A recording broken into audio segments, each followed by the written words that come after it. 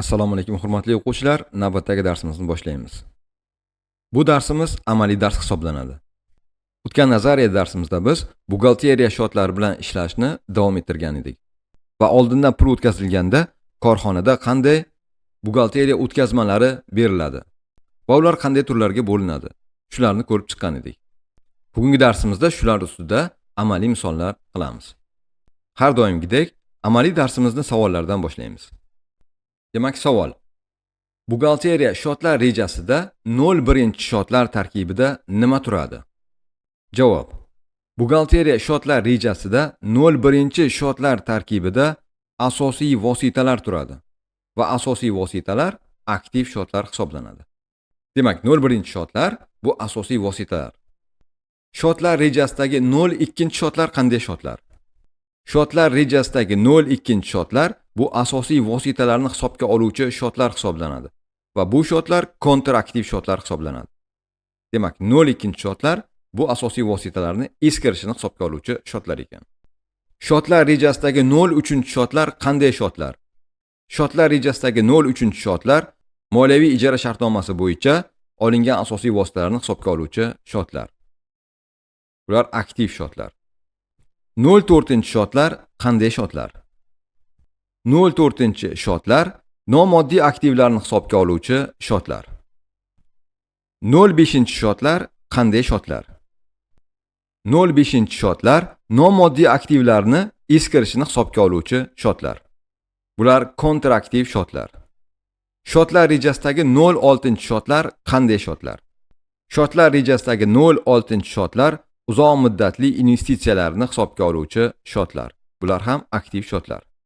Shotlar rejasidagi 0-7-chi shotlar qanday shotlar? Shotlar rejasidagi 0-7-chi shotlar o'rnatiladigan asbob-uskunalarni hisobga oluvchi shotlar hisoblanadi. Bu aktiv shotlar. Shotlar rejasidagi 0-8-chi shotlar qanday shotlar? Shotlar rejasidagi 0-8-chi shotlar bu kapital quyilmalarini hisobga oluvchi shotlar. Shotlar rejasidagi 0-9-chi shotlar qanday shotlar? Shotlar rejasidagi 0-9-chi shotlar bu uzoq muddatli debitorlik qarzlarini hisobga oluvchi shotlar. Bu aktiv shotlar. Demak, biz shotlar rejasi to'g'risida to'liq tasavvurga ega bo'lishimiz kerak. Hozir ko'rib chiqqanlarimiz bu uzoq muddatli aktivlar tarkibi edi. Uzoq muddatli aktivlarimiz bu 0-birinchi shotdan 0-9-chi shotgacha bo'lgan shotlarni o'z ichiga olar edi.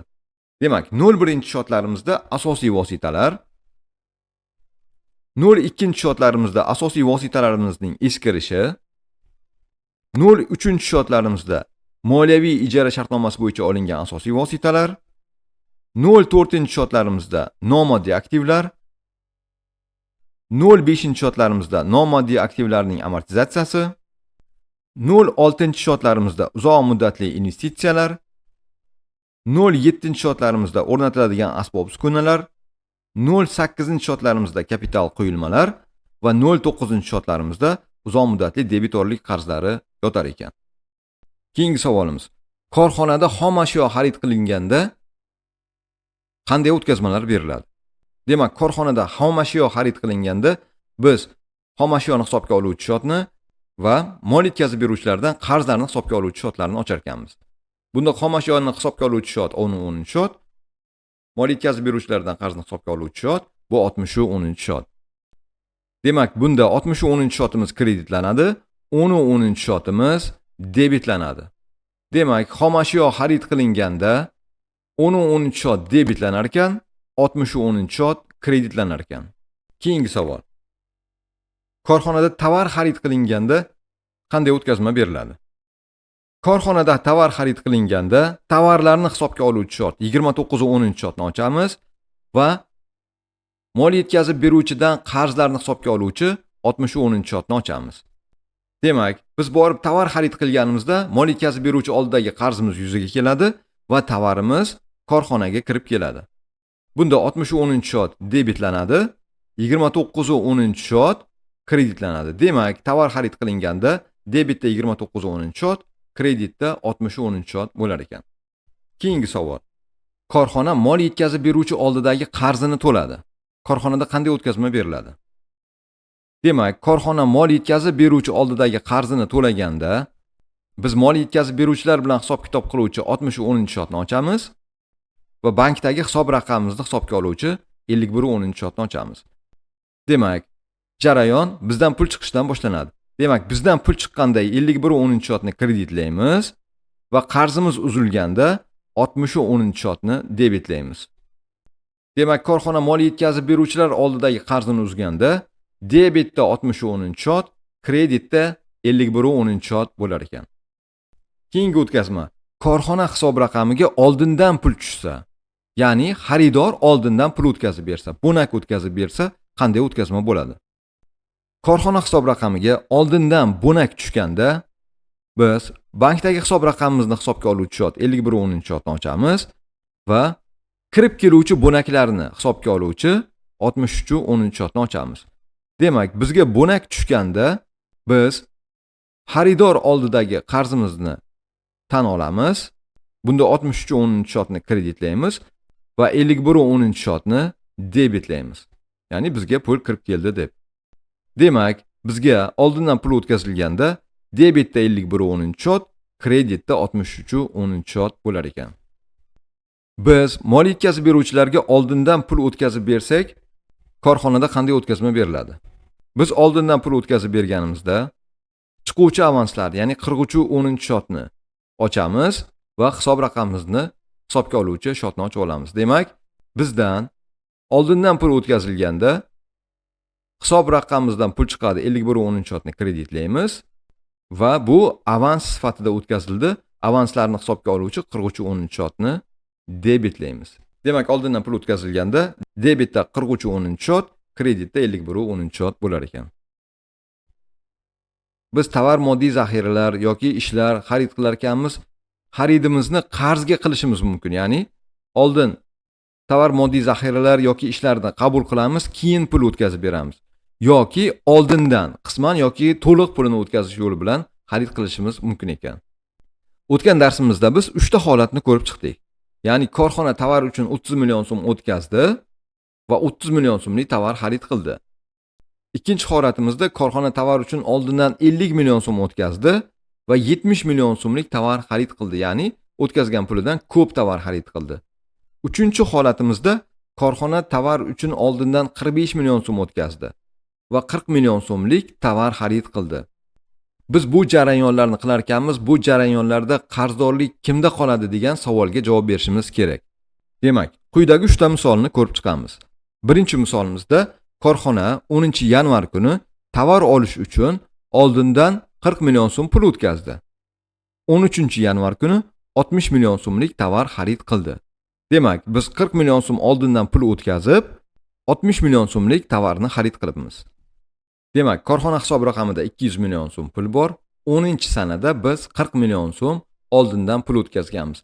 Oldindan pul o'tkazganimizda hisob raqamimizdan pul chiqadi va pul biz avans o'tkazganimiz uchun, chiquvchi avans bo'lganligi uchun bu 43-10-shotni debitiga o'tkaziladi. Keyingi o'tkazmamiz. Biz 13-sanada tovar olib keldik. 13-sanada tovar olganimizda biz tovar olamizmi, xizmat olamizmi, xomashyo olamiz, nima olishimizdan qat'iy nazar olgan vaqtimizda qarzdorlikni tan olamiz dedik. Demak, qarzdorlikni, ya'ni mol yetkazib beruvchilardan bo'lgan qarzlarimizni hisobga oluvchi 60-10-shotni ochamiz hamda tovarlarni hisobga oluvchi 29-10-shotni ochamiz.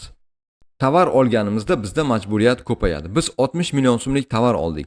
Demak, 60 million so'mni 60-10-shotni kreditda aks ettiramiz.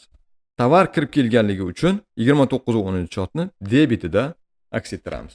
E'tibor bering. 10-sanada biz pul o'tkazdik. 40 million so'm. Bu pulni biz 10-sanada yozamiz. 13-sanada biz tovar olib keldik. 13-sanada majburiyatni tan olamiz va olib kelgan tovarimizni o'zimizda aks ettiramiz. O'zaro hisob-kitoblarni qaysi sanada qilamiz? O'zaro hisob-kitoblarni tovar olib kelingan kuni qilamiz, ya'ni 13-sanada qilamiz. Xo'p, biz 40 million so'mlik pul o'tkazibmiz, 60 million so'mlik tovar olib kelibmiz. Qaysi summaga o'zaro hisob-kitob qilamiz? 40 million so'm pul o'tkazgan bo'lsam, 60 million so'mlik tovar olib kelgan bo'lsam, Demak, men o'tkazgan pulim olib kelgan tovarlarimdan kam ekan. Ya'ni olib kelgan tovarlarim ko'p ekan. O'tkazgan pulimni hammasidan kechaman. Ya'ni biz o'tkazgan pulimiz to'liq hisob-kitob bo'ladi. Va qarzlarimizni ham shu summaga hisob-kitob qilamiz. Bu jarayonda men o'tkazib qo'ygan pul to'liq hisob-kitob bo'ladi. Ya'ni 43-10-shot 0 ga yopiladi va bizni mol yetkazib beruvchi oldida qarzimiz yuzaga keladi. 20 million so'mlik qarzimiz yuzaga keladi. 60 million so'mlik tovar olgan edik. 40 million so'mni biz o'tkazgan pul bilan hisob-kitob bo'ldi. 20 million so'm biz qarz bo'lib qoldik. Videoni shu joyda to'xtatib, o'tilgan jarayonni qaytarib, mohiyatini yaxshilab tushunib oling. Keyingi jarayonda 12-yanvar kuni tovar uchun oldindan 50 million so'm pul o'tkazildi. 17-yanvar kuni 50 million so'mlik tovar xarid qilindi. Demak, bu jarayonda kim qarz bo'ladi va qarzdorlik qayerda yoziladi? Demak, korxonamiz hisob raqamidan biz 50 million so'm oldindan pul o'tkazdik. Bunda 51-10-shot kreditlanadi, 43-10-shotimiz debitlanadi. Keyingi sanada biz 50 million so'mlik tovar olib keldik. Bunda 60-10-shotni 50 million so'mga kreditlaymiz, 29-10-shotni 50 million so'mga debitlaymiz. Ya'ni bizga 50 million so'mlik tovar kirib keldi. E'tibor bering, 50 million so'm pul o'tkazdik, 50 million so'mlik tovar xarid qildik. Tovar xarid qilingan kuni, tovar xarid qilingandan keyin o'zaro hisob-kitob qilinadi. Biz qaysi pulga hisob-kitob qilamiz? 50 million so'm o'tkazgan bo'lsak, 50 million so'mlik tovar olib kelingan bo'lsa, demak 50 million so'mga o'zaro hisob-kitob qilamiz. Bu jarayonda kim qarz bo'ladi? Bu jarayonda bizni o'tkazib bergan pulimiz to'liq hisob-kitob bo'ldi va mol yetkazib beruvchi oldidagi qarzimiz ham to'liq hisob-kitob bo'ldi. Bu jarayonda hech kim qarz bo'lib qolmadi. Keyingi jarayonni ko'ramiz. 11-mart kuni tovar uchun oldindan 20 million so'm pul o'tkazildi. 13-mart kuni 10 million so'mlik tovar xarid qildik. Demak, biz 20 million so'm o'tkazganmiz va 10 million so'mlik tovar olib kelganmiz. O'tkazgan pulimizdan kam tovar xarid qilganmiz. Jarayon qanday bo'ladi? Hisob raqamimizdan oldindan pul o'tkazdik. 20 million so'm. Bunda 51-10-shotni kreditlab, 43-10-shotni debitlaymiz. Tovar xarid qildik. Tovar xarid qilganimizda 60-10-shotni va 29-10-shotni ochamiz va 60-10-shotni biz 10 million so'mga kreditlaymiz. Chunki 10 million so'mlik tovar xarid qildik va 10 million so'mlik tovar bizga kirib keldi. Demak, 20 million so'm pul o'tkazdik va 10 million so'mlik tovar xarid qildik. Qarzdorlik kimda qoladi? Qaysi summaga o'zaro hisob-kitob qilamiz? Demak, biz o'tkazgan pulimizdan olib kelgan tovarimiz kam ekanmi? Demak, olib kelgan tovarimiz summasiga o'zaro hisob-kitob qilamiz. Ya'ni biz o'tkazgan pulimizdan shu summadagi qiymatni biz kechamiz o'zimizdan. Ya'ni senga 20 million so'm pul o'tkazgan edim, 10 million so'm tovar olib keldim. Demak, men 10 million so'm o'tkazgan pulimdan kechaman deyman. Va 10 million so'mlik buni oldidagi qarzimiz ham o'zaro hisob-kitob bo'ladi, yopiladi. Jarayonda bizni oldindan o'tkazib qo'ygan bonagimiz yana 10 million so'm qoladi. Mol yetkazib beruvchi oldidagi qarzimiz esa butkul yopiladi, ya'ni 0 ga yopiladi. Ya'ni bizni oldindan o'tkazib qo'ygan yana 10 million so'm pulimiz bor. Bizni o'tkazib qo'ygan 20 million so'm hisobidan 10 million so'm yopildi va mol yetkazib beruvchi oldida bizni qarzimiz yo'q ekan. Demak, oldindan pul o'tkazish yo'li bilan tovarlar olamizmi, xizmatlar olamizmi, xom ashyolar olamizmi yoki boshqa bir aktiv olamizmi? Shu 3 ta holatdan bittasi yuz berar ekan. Yo hech kim qarz bo'lmaydi, yoki xaridor qarz bo'lib qoladi, yoki mol yetkazib beruvchi qarz bo'lib qoladi. Bu o'tkazmalar korxonada juda ham ko'p takrorlanadigan o'tkazmalardan hisoblanadi va bularning mohiyatini yaxshilab yetib oling. Demak, qachon o'zaro hisob-kitob qilamiz deganimizda, tovar olib kelingandan keyin o'sha kunning o'zida o'zaro hisob-kitob qilamiz. Shu bilan bugungi amaliy darsimiz tugadi.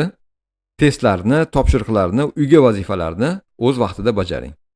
Savollaringiz bo'lsa, yozib yuboring. Keyingi darsga uchrashguncha xayr.